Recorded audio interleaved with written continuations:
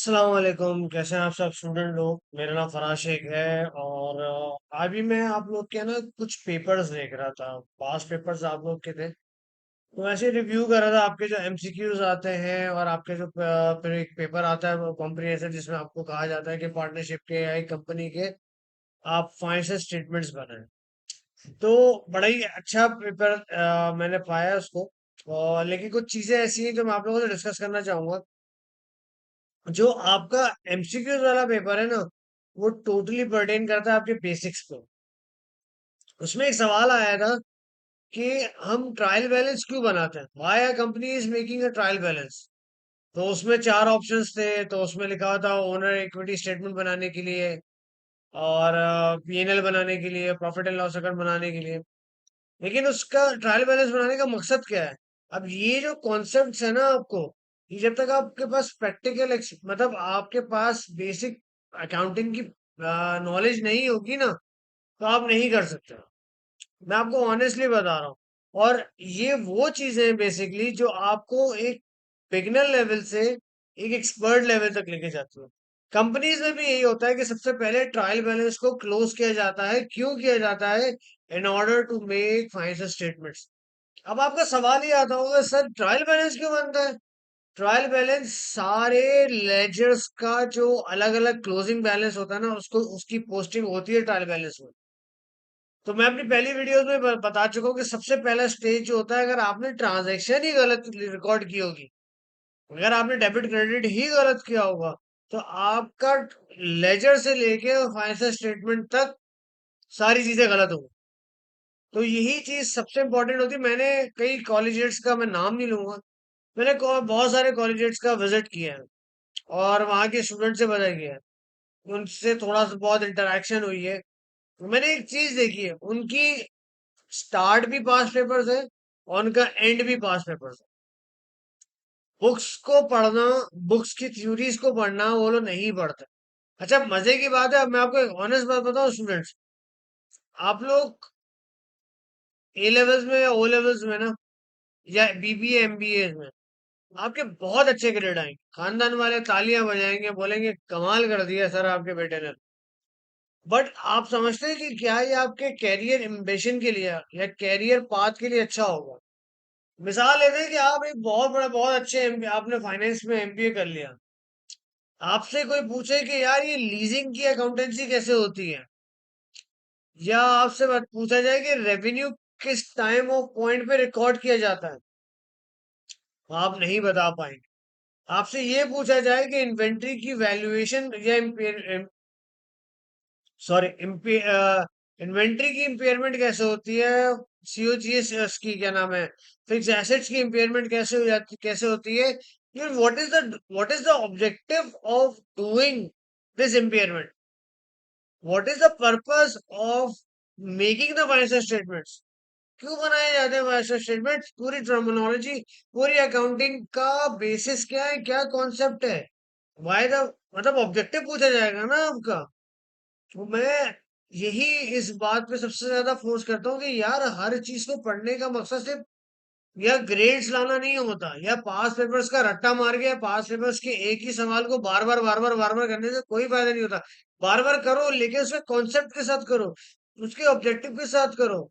आप पूरा accounting standard IFRS पूरा उठा के देख लो, आपको सिर्फ और सिर्फ कॉन्सेप्ट मिले जाएंगे जो कि एक बिजनेस में इंप्लीमेंट होते हैं।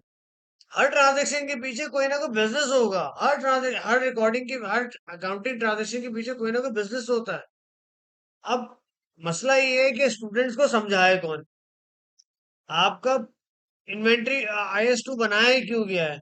आपका कैश फ्लो स्टेटमेंट बनाया ही क्यों गया है? पूरा स्टैंडर्ड ही यही कहता है यार, हम लोग सीए में भी यही पढ़ते हैं और कोई चीज नहीं होती कि एक चीज का ऑब्जेक्टिव क्या होता है।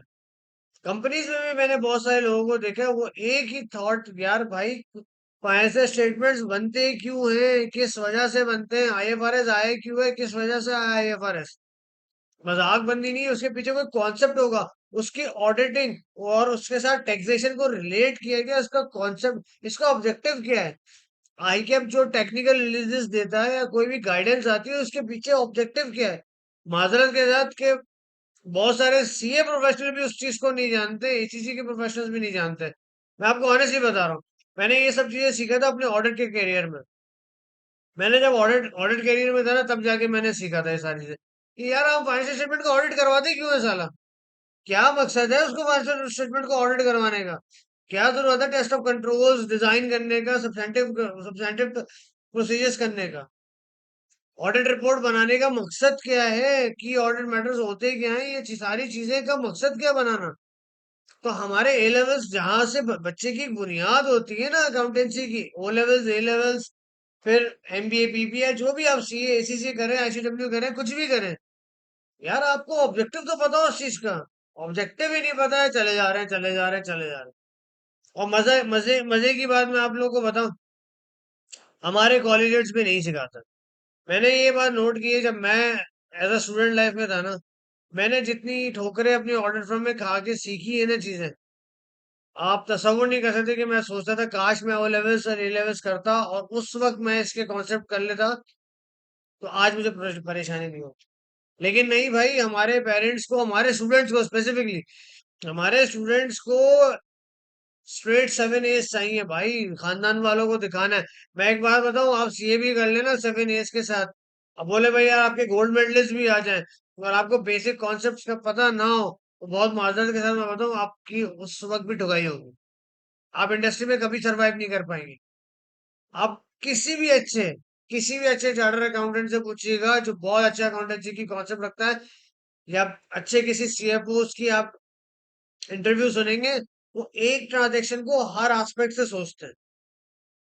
वो हर एस्पेक्ट से और हर हर हर स्टेक होल्डर के एस्पेक्ट से सोचते हैं।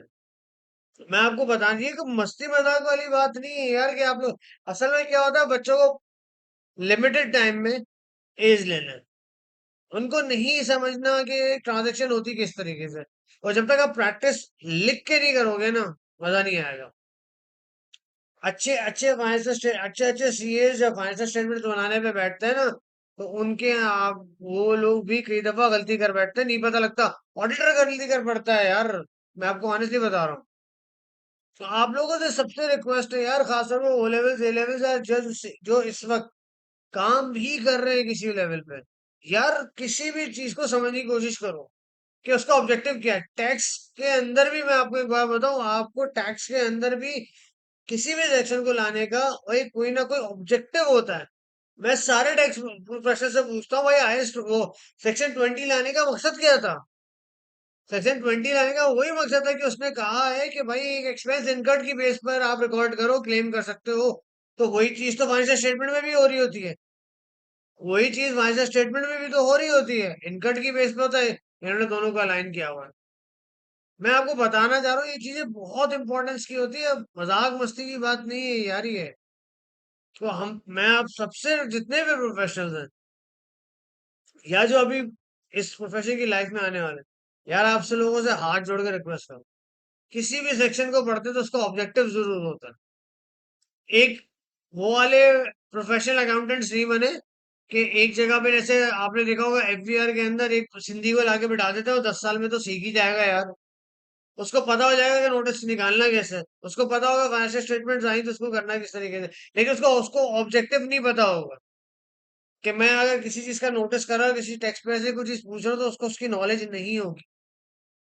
तो आप सबसे रिक्वेस्ट है सारे प्रोफेसर से भी, यार हर सेक्शन का कोई ना कोई ऑब्जेक्टिव होता है। आप कैब के स्टूडेंट ही क्यों ना हो, आप सिर्फ सिर्फ ऐप के स्टूडेंट ही क्यों ना हो, हर चीज का कोई ना कोई ऑब्जेक्टिव होता है उसको लाने के लिए। और उसके पीछे जो मेन ऑब्जेक्टिव होता है ना, वो एक बिजनेस होता है। वो एक बिजनेस होता है कि आपको बिजनेस, अगर आपका बिजनेस एक्यूमेन है ना, मैं आपको ऑनेस्टली बता रहा हूँ, आप किसी जगह पे फेल नहीं होगा। अकाउंट फाइनेंस में तो या कॉमर्स में तो आप कभी भी फेल नहीं हो सकते, मैं आपको लिख के दे दूं। अगर आपका बिजनेस एक्यूमेन है, आपका बिजनेस सोचने का एक्यूमेन है, ऑडिट रिस्क भी कहाँ से निकलता है, बिजनेस रिस्क से निकलता है ना। बिजनेस में रिस्क होगा तो ऑडिट रिस्क निकलेगा ना यार। बिजनेस रिस्क ही नहीं होगा तो ऑडिट रिस्क कहाँ से निकलेगा। तो ये कुछ चीजें ऐसी थी जो मैं आप लोगों से शेयर करना चाहता था। आई होप आप लोग को अच्छी लगी होंगी। आप अपना जरूर कमेंट दीजिएगा कि आप लोग क्या सोचते हैं इस चीज के बारे में। Thank you so much. अस्सलाम वालेकुम।